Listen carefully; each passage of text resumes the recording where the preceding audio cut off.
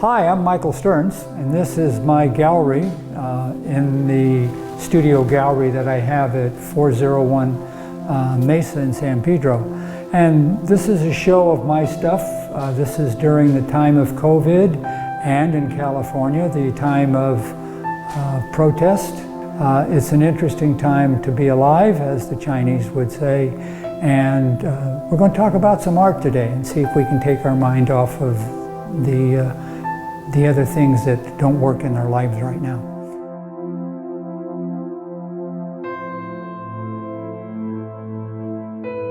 These are several of my pieces that cover a period of time. As those of you who have seen my art before, you know I love working in color. I'm basically a colorist, but I also like working with social issues and people's spirituality and my spirituality.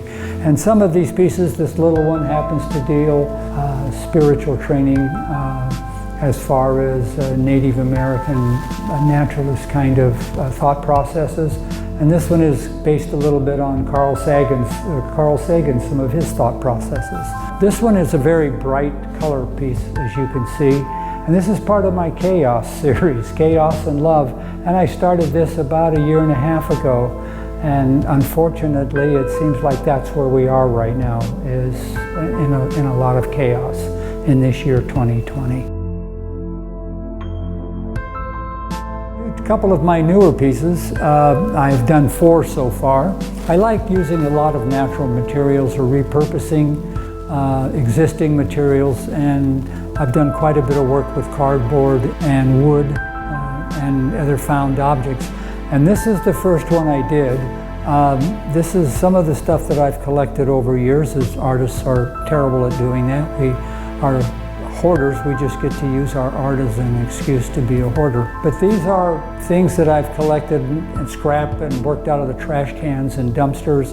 And I've always had a kind of an interest in working with the edges of the cardboard rather than the flat surfaces as well. So the acquisition and the keeping, and what do we do with all the trash that we're accumulating, the climate change. And this is one of my statements about that.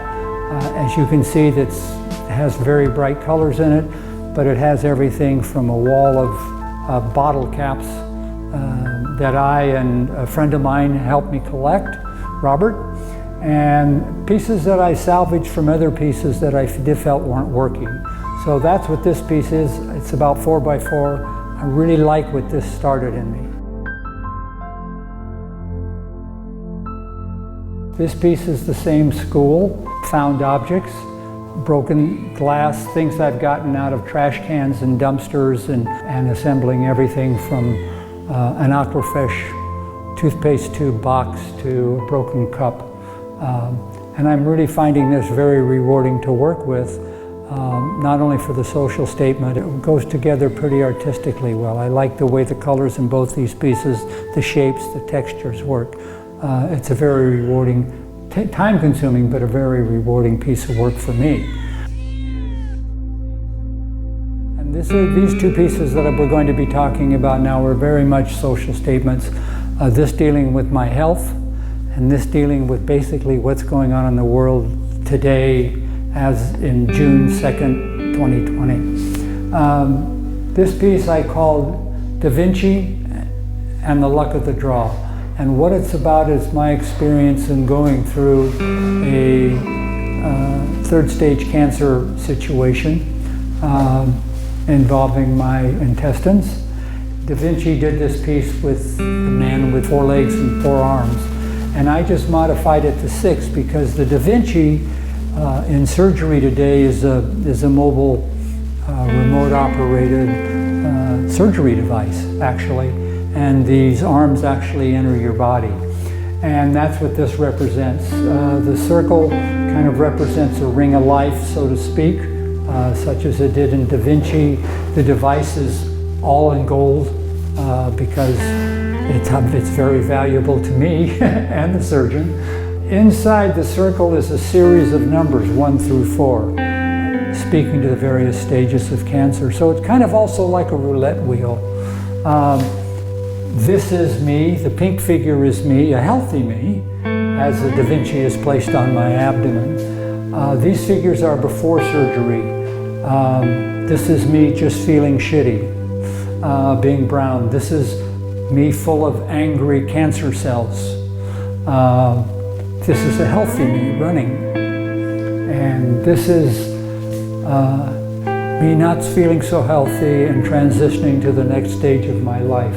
So these are the things that I went through constantly, and I think anybody who has had cancer knows what I'm talking about. And what we also know of those of us that have had cancer is those thoughts still come back in your head every time you go to visit your oncologist.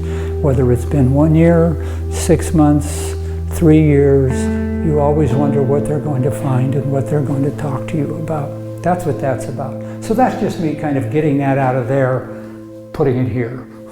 This next piece I call After 2020. I just added the 2020 because it kind of completes the circle.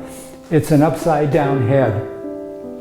And this is the stuff that's going on in my head. This is just about Michael. This is, although it can be any of you, any of us. But this is kind of what was going on with the COVID, how we were all felt that we were being threatened, and now we feel like we're being threatened again at the same time. But this is about after this is through, the coming together of the various peoples, working together to get through this. This is a sense of community. We need to understand that we're still in the need of a sense of community. And I know that there are people who speak to the non-scientific side of all these issues. But what is true is true. And this is what I hope comes when we find out what the universal truth and love is talking about.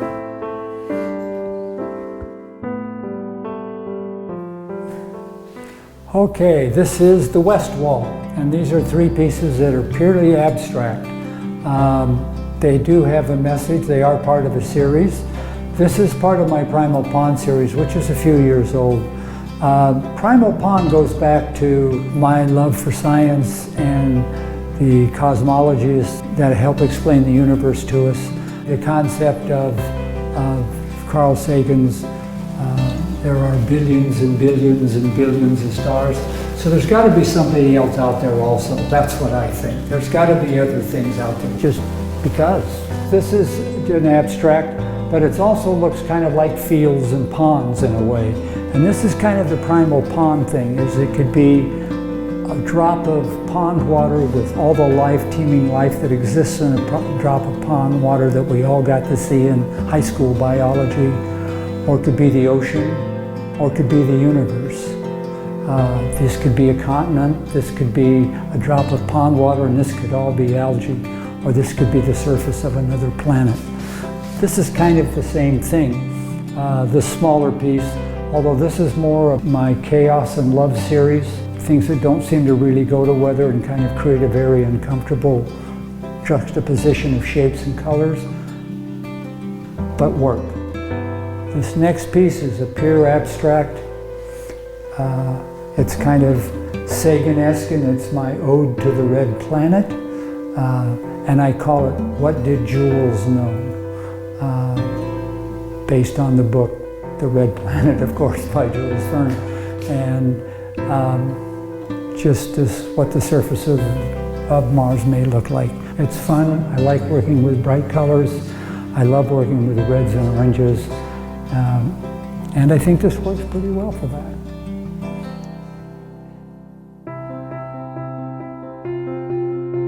We're in the back now. This is where the stuff gets made. This is the creation side of the studio. This first piece is also, as you can probably tell by the dots, part of the Primal Pond series.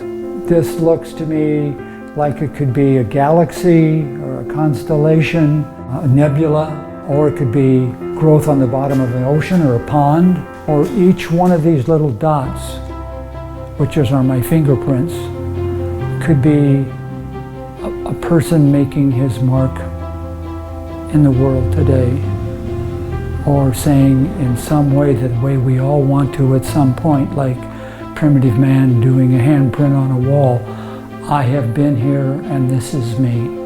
Kind of what's going on today in 2020, isn't it? Recognize me, I am a man.